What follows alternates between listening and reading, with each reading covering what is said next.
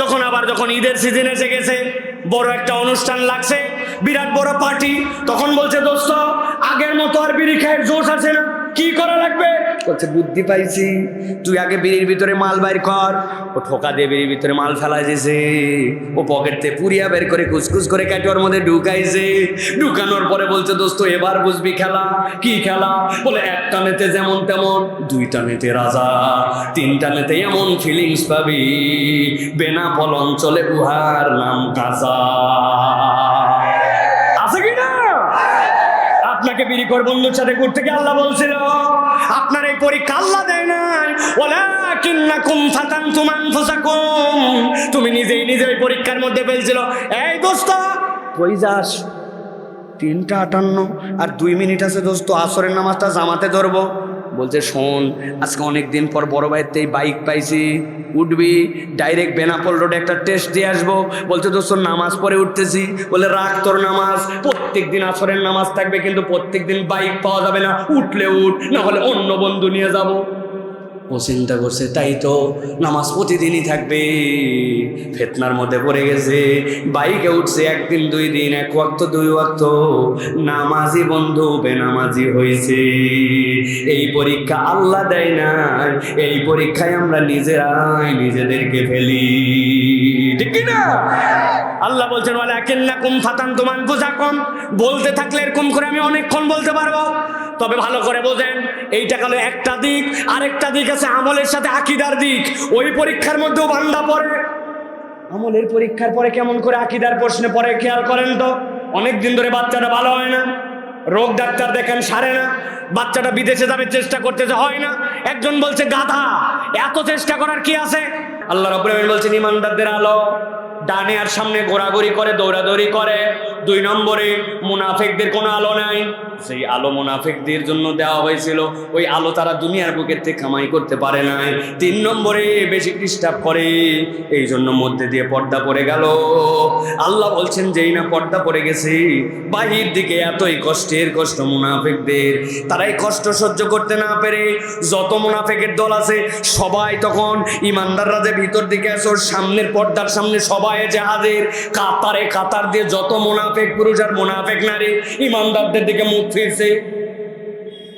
আল্লাহ বলছেন মুখ ফিরানোর পরে এবার তারা সব ইমানদারদের কাছে একটা কথা জিজ্ঞাসা করবে, একটা কথা আজকে তোমাদেরকে বলতে হবে, তোমাদের এত আলো আমাদের আলো নাই, একটু ডিস্টার্ব করলাম জন্য মধ্যে দিয়ে পর্দা পড়ে গেল, একটা কথা তোমাদেরকে বলতে হবে। এখন সব মুনাফিক এসে দাঁড়াইছে। আল্লাহ বলছেন সাথে সাথে তারা বলতে শুরু করবে, ইউনাদুনাহুম আলাম নাকুম মাকুম, ও ইমানদারেরা, ও আলোওয়ালারা, আজকে তোমাদের কাছে একটু আলো চাইলাম জন্য মধ্যে পর্দা দিয়ে দিলে, বকা দিয়ে বললে দুনিয়ায় যাও, দুনিয়ায় তো যাওয়া যাবে না, তোমাদের এত অজস্র আলো থাকার পর আমাদেরকে দাও না, একটা কথার উত্তর তোমাদেরকে দিতে হবে। কি কথা? সবাই বলবে আলাম নাকুম মাকুম, আমরা আর তোমরা কি দুনিয়াতে একসাথেই ছিলাম না?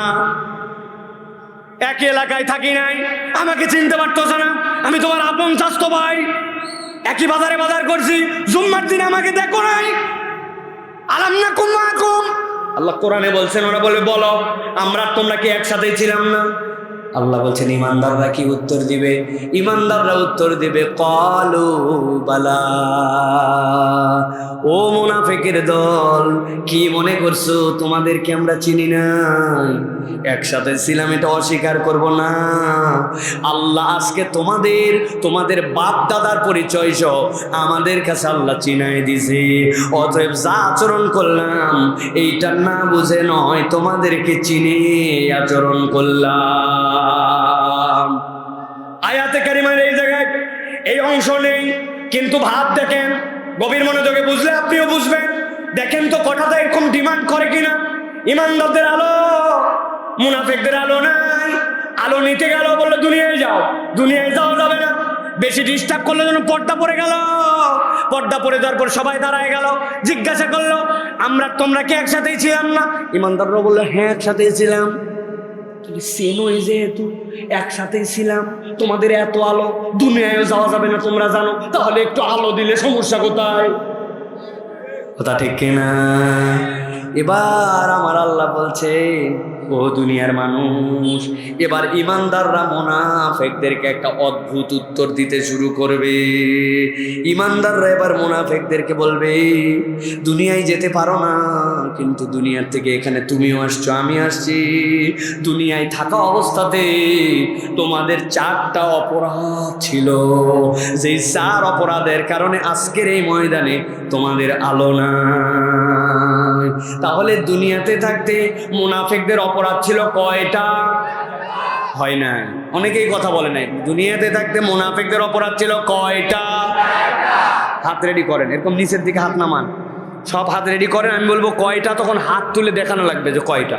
মুনাফিকদের অপরাধ ছিল কয়টা? হয় নাই, হাত নামান, সবগুলো নামান। আবার একসাথে তুলতে হবে, যে যারা দাঁড়ায় আছেন সবগুলো বাম হাতে মোবাইল ধরেন, রেকর্ডিং যা করতেছে। মুনাফিকদের দুনিয়াতে অপরাধ ছিল কয়টা? আরেকবার হাত নামান, একসাথে উঠাতে হবে। কয়টা? হাত নামান। বলবেন হুজুর এগুলো কি শুরু করলি, তাই না ভাই? এগুলো করানোর কারণ আছে ভাই। এখন আমাদের বাংলাদেশে যা ওয়াজ হয়, আমাদের ওয়াজগুলোর মধ্যে বিরাট ঝামেলা। কি ঝামেলা? আপনারা বাড়িতে যাওয়ার পরে বলবেন, গতকালকে একটা ওয়াজ হয়েছে ফাটাফাট। এখন বউ জিজ্ঞাসা করছে যে কি ফাটালো, বলছে তা বলতে পারবো না। আছে না ভাই? এই যে ফাটাফাটি ওয়াজ, বিভিন্ন ধরনের ওয়াজ, বক্তাদের পাম্পট্টি দিয়ে বিভিন্ন কাজে লাগায়। বক্তা আসছে কোরআন শোনার জন্য, তা পাম দিয়ে বলছে যে হুজুর আপনি একটু মক্কার আজান দেন। বক্তা আজান দেন, আল্লাহু আকবার, আল্লাহু আকবার। বলছে হুজুর মক্কা দিলেন, এবার মদিনা দেন, এরপর বাংলাদেশ দেন। এরপর আস্তে আস্তে করে নামতে নামতে মনে করেন আপনাদের এই যে কি বেনাপোল বাজার পর্যন্ত আজান দিয়ে, এরপরে খানিকক্ষণ গজল গাওয়ায়, এরপরে বলবেন একটা ওয়াজ হয়েছে ফাটাফাটি, কিন্তু কি ফাটাইছে তা জানি না। আছে না ভাই? আমাদের কোনো ফাটাফাটি ওয়াজ নাই, আজকে জোরাতালির ওয়াজ। কি ওয়াজ? এই জন্য আজকের ওয়াজ বাড়িতে নিয়ে যেতে হবে, এই জন্য এত কষ্ট করে করে আপনাদের কাছে এইগুলা বলতেছি। তাহলে বুঝে থাকলে বলেন তো, মুনাফিকদের দুনিয়াতে আলো হারাবার কারণ কয়টা? হাত উঠলো না যে, ভুলে গেছেন? মুনাফিকদের আলো হারাবার কারণ কয়টা? পিছনের আপনারা আমাদের সাথে নাই ভাই?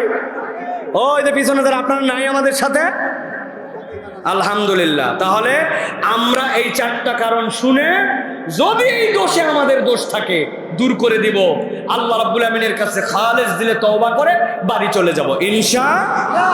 বলেন ইনশাআল্লাহ। চলেন তাহলে এবার ইমানদাররা এবার মুনাফিকদেরকে উত্তর দিচ্ছে। আল্লাহ রাব্বুল আমিন কোরআনুল কারীমের মধ্যে বলছেন, মুনাফিকরা ইমানদারদেরকে বলছে, ইউনাদুনাহুম আলাম নাকুম মাকুম, দুনিয়া থেকে আমরা আর তোমরা একসাথেই ছিলাম না? ইমানদাররা উত্তর দিছে, ক্বালু বালা, হ্যাঁ একসাথেই ছিলাম, কিন্তু তোমাদের দুনিয়ায় কতগুলো অপরাধ ছিল। আল্লাহ রাব্বুল আমিন বলছেন, কি বলবে তা? তারা সাথে সাথে বলতে শুরু করবে, ওয়ালাকিন্নাকুম ফাতানতুম আনফুসাকুম ওয়া তারাব্বাসতুম ওয়া রাতাবতুম ওয়া গাররাতকুমুল আমানি হাত্তা জা আমরুল্লাহ।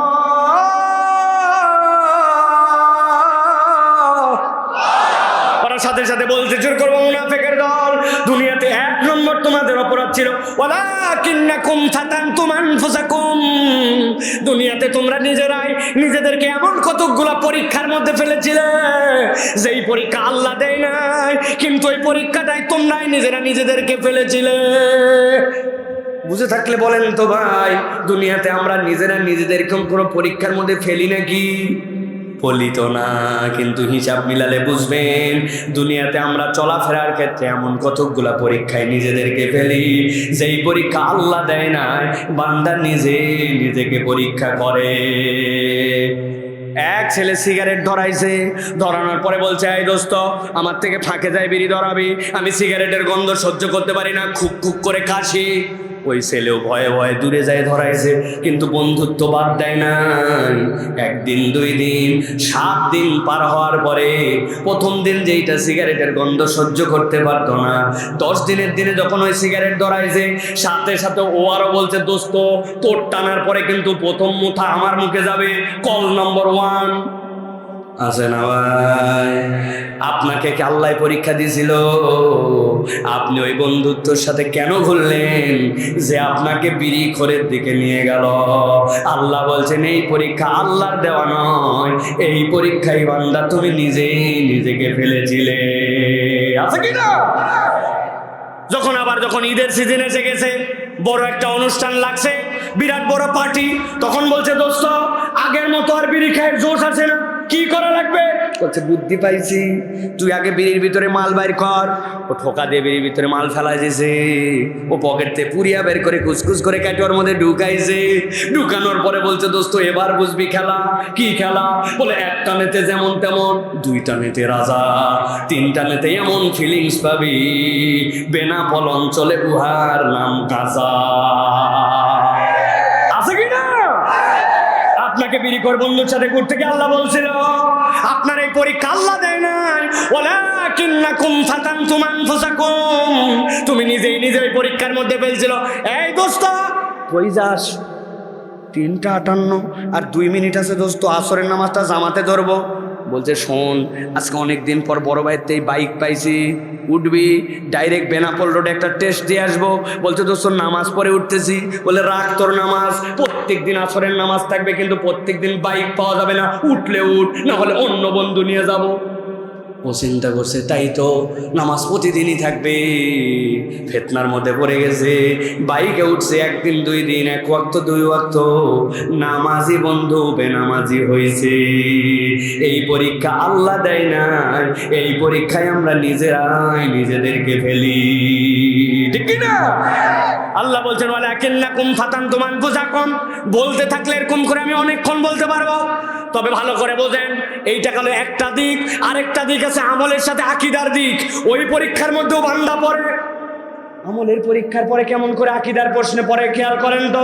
অনেক দিন ধরে বাচ্চাটা ভালো হয় না, রোগ ডাক্তার দেখেন সারে না, বাচ্চাটা বিদেশে যাবে চেষ্টা করতেছে, হয় না। একজন বলছে গাধা, এত চেষ্টা করার কি আছে? আমি কিছুদিন আগে শাহজালালের মাজারে যাই 21,121 টাকা 10 কেজি পোলাওয়ের চালের মান্নত দিয়েছিলাম, কাম বাদে গেছে, তুইও যা। দৌড়াই চলে গেছে মাজারে। জিজ্ঞাসা করছেন কি রে, মাজারওয়ালা তোর রোগ ভালো করে, মাজারওয়ালা তোর অসুখ ভালো করে। দা মাজারওয়ালা কেমন করে অসুখ ভালো করবে, পীর সাহেব কেন ভালো করে, গেলি কেন? বলে শোনো, মাজারওয়ালা বড় আল্লাহর ওলি, উনার কাছে মান্নত দিলে উনি খুশি হয়, উনি খুশি হলে আল্লাহ খুশি হয়। আল্লাহ দেয় কিন্তু একটু বাবার মাধ্যম দিয়ে দেয়। আপনি যদি এই ইমানদার হন, আপনার ইমান আর আবু জেহেলের ইমানে পার্থক্য না। বলবেন হুজুর কোথার থেকে পাইলেন? দেখেন তো কোরআন আপনাকে কি বলছে, ভালো করে খেয়াল করেন। আল্লাহ রাব্বুল আলামিন কোরআনুল কারীমের মধ্যে বলছেন, আবু জেহেলের কাছে যে জিজ্ঞাসা করেন, আম্মা ইয়ামলিকুস সামা ওয়াল আবসার মাইয়ারযুকুকুম মিনাস সামাই ওয়াল আরদ। আসমান থেকে, আবু জেহেল বলতো আসমান থেকে তোকে রিজিক দেয় কে? জমিন থেকে রিজিক দেয় কে? তোর চোখের মালিক কে? তোর কানের মালিক কে? আল্লাহ বলছেন উত্তর দিতে এক মুহূর্ত দেরি করবে না, ঠোঁটের আগায় রেডি আছে, কতসিন সাওফা সায়াকুলুন আল্লাহ, বলবে বলো কি? আল্লাহ খাওয়ায়, আল্লাহ মারে, আল্লাহ চোখ দিছে, আল্লাহ শোনায়, সবই আল্লাহ দেয়। তো লাতুজ্জামানা থবলের কাছে কেন যাও? আমি দেখলাম ওইখানে যে মান্নত দিলে, ওইখানে যে ছাগল জবাই করলে, ওইখানে যে দুধ দিয়ে ধোয়ায়, ওই দুধ খালি কেন? বলে ও বুঝো নাই, আল্লাহ সূরা জুমারের মধ্যে বলছেন লিয়ুকাররাবুনা ইলাল্লাহি যুলফা, ওরা আমাদের ভালো করতে পারে না, মন্দও করতে পারে না, তবে লাতের আল্লাহ রাব্বুল আমিনের ফেরেশতার প্রতিকৃতি, মানাত হচ্ছে আল্লাহর অমুক পয়গম্বরের প্রতিকৃতি, অতএব এগুলো আল্লাহর প্রিয়। লাতের কাছে দিলে লাত খুশি হয়, লাত খুশি হলে আল্লাহ খুশি হয়। আল্লাহ দেয় কিন্তু লাতের মাধ্যম দিয়ে দেয়। মানাতের কাছে দিলে আল্লাহ রোগ সারাই, কিন্তু মানাত খুশি হয়, আল্লাহকে বলে, আল্লাহ দেয় কিন্তু মানাতের মাধ্যম দিয়ে দেয়। আল্লাহ বলছেন ওহুম মুশরিকুন, যতই আল্লাহ খালিক আল্লাহ মালিক বলুক না কেন, তাদের ঈমান আনা হয় না। এখন আপনি যতই দাড়ি টুপি জুব্বা নিয়া কোরআন আমার কালেমা আমার বলেন, আর যদি আপনি মনে করেন কোনো মাজারওয়ালা আপনার ভালো মন্দ করতে পারে, কোনো জায়গায় মান্নত দিলে আপনার জন্য এটা কল্যাণ অকল্যাণ নিয়ে আসতে পারে, আপনার দাড়ি টুপি জুব্বা হাজার থাকুক, আপনি ইবাদতের মধ্যে ওসিলা বানাইলে, আল্লাহ ছাড়া কাউকে ওসিলা মানলে, আপনার হাসর নাসর আর আবু জেহেলের হাসর নাসর একসাথে হবে। বুঝে নেন, ভালো করে বুঝে নেন। বলবেন হুজুর আমার দোষ কোথায়, আমরা মূর্খ মানুষ। আমরা এলাকার মানুষকে একজন হুজুর বুঝাইছিল, বুঝায় আমাকে এই কাজ করছে, আল্লাহ হুজুরকে ধরেন। আল্লাহ বলবে এ এমন ঔষধ, যে ওষুধে হুজুরকে ধরা হবে না, যে খাইছে তাকে ধরা হবে। উদাহরণ দিয়ে একটা দিব, রাগ করবেন না তো। আপনার এলাকায় এক লোক ভীষণ অসুস্থ, খুব কাশে, খালি কাছে, লোকজন বলছে তোর মনে যক্কা হয়েছে কিনা, তুই যা তো ডাক্তার দেখা। চলে গেছে, যাওয়ার পরে মেডিকেলে ডাক্তার দেখাইছে, ডাক্তার বলছে আপাতত 2টা ওষুধ দিলাম, 3 দিন পরে আপনার টেস্ট করা হবে, যদি না সারে এই ওষুধগুলো নিয়ম করে খান। ও বলছে বাবা আমি মূর্খ মানুষ, আমি পড়ালেখা জানি না, ওষুধ কয় চামচ খাবো, কখন খাবো, এগুলো বুঝবো কেমনে? ওই দোকানে যাই বলবেন আমি পড়ালেখা জানি না, দেখেন কেমনে আপনারা ওষুধ দেয়। ও দোকানে আসছে, বলছে বাবা আমি পড়ালেখা জানি না, 3 ওষুধ কখন কি খাবো, পড়ালেখা জানি না, বুঝবো কেমনে? প্রেসক্রিপশন লিখে দিয়েছে, বলছে টেনশন করেন না চাচা, এই দেখেন, এই যে আপনার বোতল, 1 টান 2 টান 3 টান, মানে 3 বার কোনা কাটে দিলাম এটা খাওয়ার আগে, আর যেটা কোনা কাটানো এটা খাওয়ার পরে, বুঝছেন? কই পানির মতো সোজা আছে না। আসার পরে রাত্রেবেলা কাশতে কাশতে 2 চামচ ওষুধ খাইছে। খাওয়ার পরে বাড়ির বারান্দায় জানালা আছে, ওই জানালার মধ্যে বোতল রেখে দিয়ে শুইছে। রাত্রেবেলা যখন ওষুধ খাইছে, ওনার ছোট একটা মেয়ে আছে বাড়িতে, 5-6 বছরের বাচ্চা, ওষুধ খাওয়াই দিবে আব্বাকে, খুব শখ। ছোট বাচ্চারা বাপেকে ওষুধ খাওয়ায়, মায়ের ওষুধ খাওয়ায়, ঠিক না আছে না। সকালবেলা ওনার একটা ছেলে জমি লাগাইছিল, একটুখানি সিম লাগাইছে, বেগুন লাগাইছে, একটুখানি হালকা করে টমেটো হয়েছে, ওগুলোর মধ্যে আবার পোকা হয়েছে।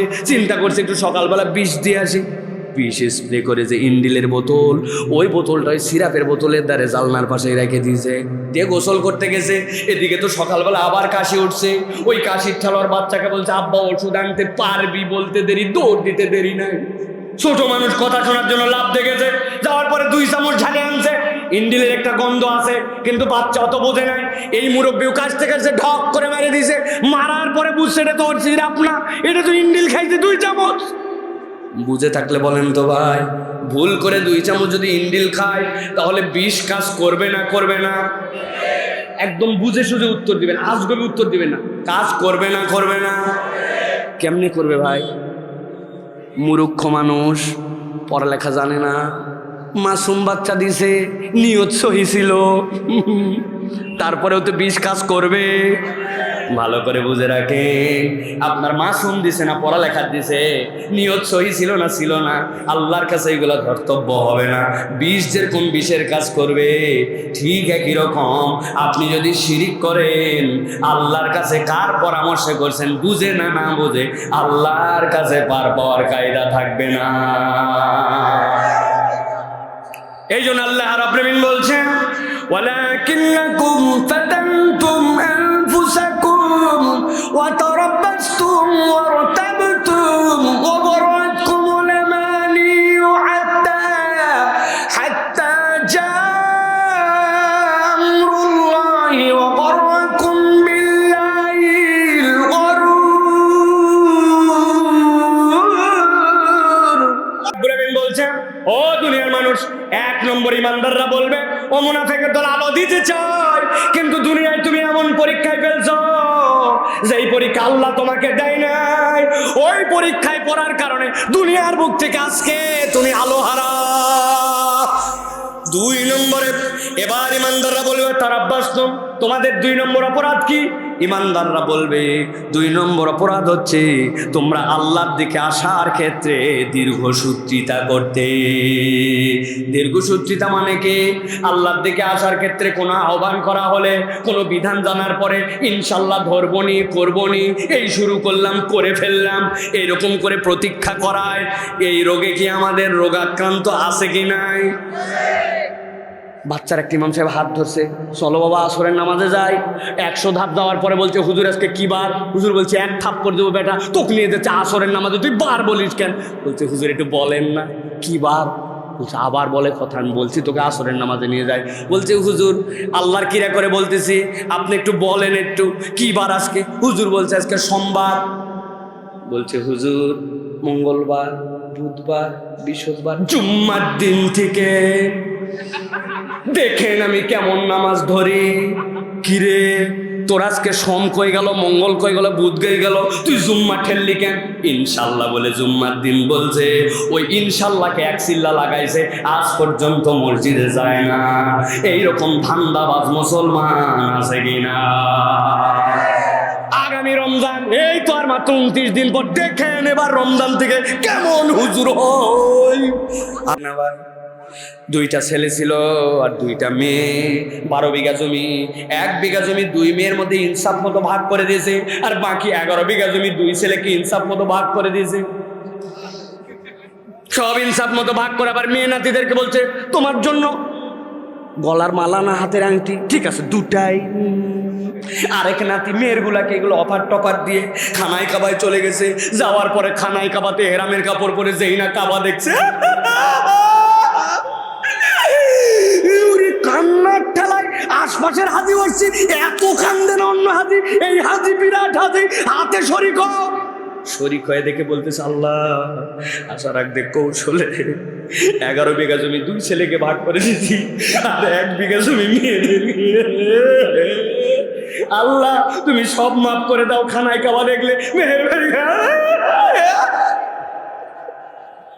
আমার আল্লাহ রাব্বুল আলামিন ফেরেশতা কোন নামাবে না, কিন্তু যদি ফেরেশতা নামাইতো রব্বুল আলামিন ওই হাজিরের থাপড়ায় বলতো ও ভণ্ড হাজি তুমি নামাজ মিস করছো, আল্লাহর কাছে ক্ষমা চাও, বান্দার হক নয় এটা আল্লাহর হক, আল্লাহ মাফ করে দিবে। তুমি যদি বান্দার হক নষ্ট করে আসো, বান্দার হক নষ্টের গুনাহ 100টা হজ করলেও আল্লাহ মাফ করবে না। জনগণের টাকা মারে খাইছেন আপনি, জনগণের রাস্তা আপনার পেটের মধ্যে চলে গেছে, জনগণের স্কুল আপনার পেটের মধ্যে চলে গেছে, ব্রিজ কালভার্ট তো করাই লাগেনি, আছে না? শেষ বয়সে বলছে আমি যা ভুল করেছি এবারের মতো ক্ষমা করে দেন, আমরা আপনার সাথে আছি, আগামীতেও থাকবো। সুযোগ পায় না জনগণ, লাঠায় ফুটবলের মতো উড়াতো, তাছাড়া ঠিক না? এটা আমার কথা নয়, রব্বুল আমিন বলছেন তুমি জায়গা মতো শুধরাও নাই, বান্দার হক নষ্ট করার গুনাহ আল্লাহ মাফ করবে না। কত মুরব্বী আছেন এখানে, মাথা নিচু হয়ে যাবে আপনার। কবে আপনার বাপ মরে গেছে, আপনি বোনের জমি আজ পর্যন্ত দেন নাই, বড় বড় গল্প মারে ফুটানি মারে ঘুরে বেড়া। আবার ইতিহাস শুনেছেন ভিটার জমিতে ভাগ নিলে বোন সংসারে সুখ হয় না। আরে ব্যাককল তুই ভিটার উপরে যে সংসার করতেছিস তোর সুখ কই গেল? আছে না? বোনের জমি দেয় না। হাজী সাহেব বিরাট বড়, ও হাজী সাহেব কিন্তু আল্লাহর কাছে পয়াকার দিয়ে লেখা, বানান করে দিব আর দিলাম না, ভালো করে বুঝে নেন। আমার রব্বুল আমিন বলছেন ওয়াতারাব্বাসতুম, প্রথম আয়াতে বলছে আপনার কাছে ওয়াকালা সাওয়াবা, আল্লাহর কাছে যাওয়ার পরে বেঁকা কথা বলা যাবে না। ওই দিন সোজা হওয়ার আগে এই দিনেই আপনাকে আমাকে সোজা হওয়া লাগবে, ঠিক না? কত মানুষ আছে এই জায়গায় জানে না, কে বলো এই জায়গায় হাত তোলো। মা আসফালা মিনাল কাবাইনি জারি ফিন্নার, টাকনুর নিচে তোমার যা যাবে ওইটা জাহান্নামে যাবে নবী বলছে, কিন্তু আজ পর্যন্ত টাকনুর উপরে কাপড় উঠলো না। আগামী ঈদের থেকে যেটা বানাবো ইনশাল্লাহ উঠাবনি, ইনশাল্লাহ উঠাবনি করতে করতে 30 বছর পার হলো, ওর টাকনুর উপর উঠে না। কেননা টাকনুর উপর উঠলে ওকে আনস্মার্ট লাগে, আছে না? আপনি তারাব্বাস তুমের দলের মধ্যে আছেন, বক্কর চক্কর করে যাবেন, কিন্তু ওই জায়গায় যাওয়ার পর আলো মিলবে না। এতদিন হয়ে গেল, কত ওয়াজ শুনলাম, কত কিছু শুনলাম, এই মিয়া দাড়ি নাই কেন আপনার? আমার বউ পছন্দ করে না। যেই বউ আপনার দাড়ি পছন্দ করে না 40 দিনের মধ্যে ওই বউকে বিদায় করা আপনার জন্য দায়িত্ব। বলবেন কোথার থেকে ফতুয়া পেলেন? কোরআন থেকে পাইছি। নবীজি সাল্লাল্লাহু আলাইহি ওয়াসাল্লামের ব্যাপারে আল্লাহ বলছেন ওয়া ইন্নাকা লা আলা, আরবি যে জানে মোতালা করে তারকিব মিলায় দেখবেন, লা আলা খুলুকিন আযীম। আপনি বেগুন কিনেন কেজির পাটকারায়, আপনি সোনা কিনেন গ্রামের মাপে, আপনি যখন জমি মাপতে যান জমিতে তখন আপনি মাপ দেওয়ার জন্য টেপ ফিতা, ইঞ্চি ফিতা, গজ ফিতা আছে।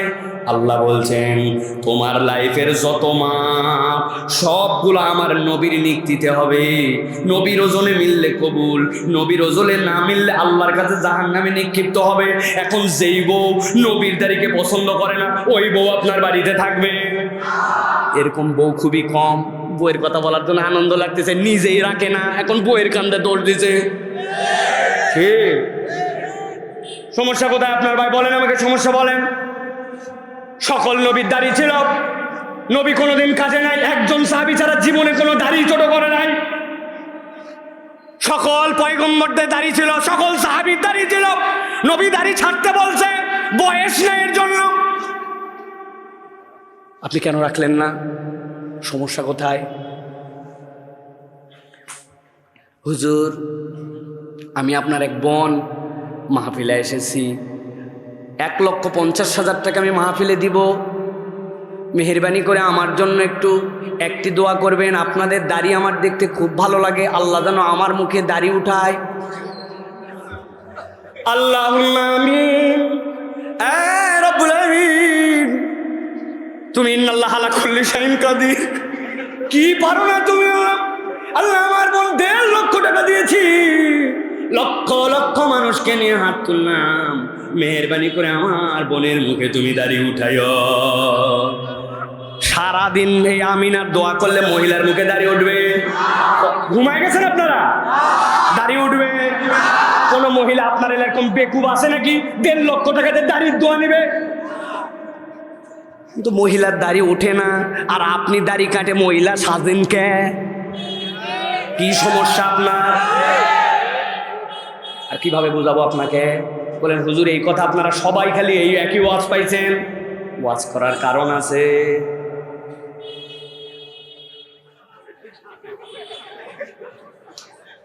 এক লোক মাথায় পাগড়ি পরে, ওই যে আমার ভাই পাগড়ি পরে আছে, আবার অনেকে আছে মাথায় রুমাল দেয়, আছে না ভাই?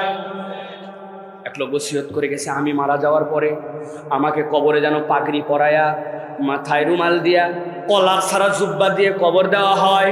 আপনার এলাকায় দিবেন ভাই? কেন? এর কি মানুষ আপনার? একটা লোক একটা জুব্বা টুপি পরে কবরে যেতে চেয়েছে, আপনার এত মন খারাপ কেন? হুজুর, এসে আলগা মারেন না। কবরে কোন ড্রেস পরে কবর দেওয়া লাগবে তার নিয়ম কানুন ইসলামে বলা আছে। এটা বলার উদ্দেশ্য, আপনার জুব্বা, আপনার তসবিহ, আপনার সেমাক, আপনার যাবতীয় সুন্নাত, মরেছেন সব শেষ, কিন্তু কবরে একমাত্র সুন্নাত যেটা যায়, ওইটা পুরুষের সাথে একটা দাড়ি যায়। মান রাব্বুকা, তোমার রবকে, ওয়ামা দিনুকা, তোমার ধর্মকে, ওয়ামান নাবিয়ুকা, আরেক রিওয়ায়াতে আসছে ওয়ামান হাযার রাজুলুল্লাযী বুইসা ফি কবরি, যেই মানুষটাকে কবরে দেখানো হচ্ছে চিনো নাকি? উনি হবেন আপনার আমার নবী, যিনি মাথায় সিজদায় দেওয়ার পরে আল্লাহ বলবেন ইরফা রাসাক, মাথা ওঠান হাবিব, যার প্রশংসা মালায় হাসরের দিনে বিচার শুরু হবে। তার মুখে এত বড় দাড়ি, আর তার উম্মত বলতেছে আমার 20 বছর, আমার চাকরি, আমার বউ, আমার আনস্মার্ট, এই জন্য আমার দাড়ি নাই। বলেন তো ওই দিন যাওয়ার পরে নবীকে কি চিনতে পারব? নবী না চিনলে কি হয়েছে? না, আমার লিডার আছে, হ্যাঁ বাবা, পরপর 4 বার, তাই না? কিচ্ছু কুলাবে না, কিচ্ছু কুলাবে না। এই জন্য ভালো করে বলছি প্রিয় ভাইরা, ওয়া তারাব্বাসতুম থেকে আজকেই বের হতে হবে। নবীর কথা, আল্লাহর কথা শুনলাম আর মানলাম, কাল ক্ষেপণ করা যাবে না, ঠিক না? কাল ক্ষেপণ করা যাবে আর যাবে না। শুনলাম আজকের থেকে মিথ্যা কথা বলবো, কথা বলবো, মুখে গালি দিব। গালি তো দেওয়াই লাগবে, যে এলাকার মানুষ আমরা, একটা গালি না দিলে ইমেজ থাকে নাকি? ওই যে পুকুরের পর একজন বলতেছে, এই শালার বেটা হুজুর উঠে গেল, তুই এখনো আসলি না। আদর করার বন্ধুকে শালার বেটা বলে ডাক দিছে। আপনার এলাকার লোক আবার দেখবেন একটুখানি লবণ কম বেশি হয়ে গেছে, বউকে বাড়িতে যায় বলছে ময়াকার গয়ে দীর্ঘই কোথাকার, বানান করে দিব। গালি দেওয়া যাবে ভাই? সিবাবুল মুসলিমি ফুসুক ওয়া কিতালুহু কুফুর। এক মুসলমান আরেক মুসলমানকে কখনো গালি দিতে পারে না। অতএব প্রিয় ভাইরা, কিয়ামতের দিনে মুনাফিকদের আলো হারাবার কারণ কয়টা? আলো হারাবার কারণ কয়টা?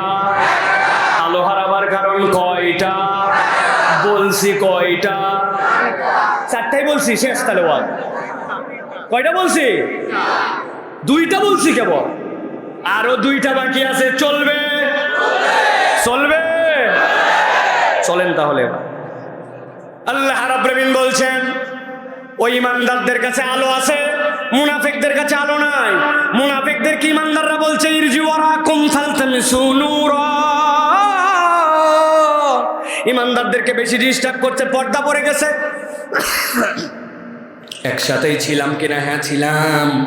আলো একটু দিলে কি সমস্যা? এক নম্বর বলেছে তোমরা আল্লাহর পরীক্ষা দেয় না, ওই পরীক্ষায় পড়েছো।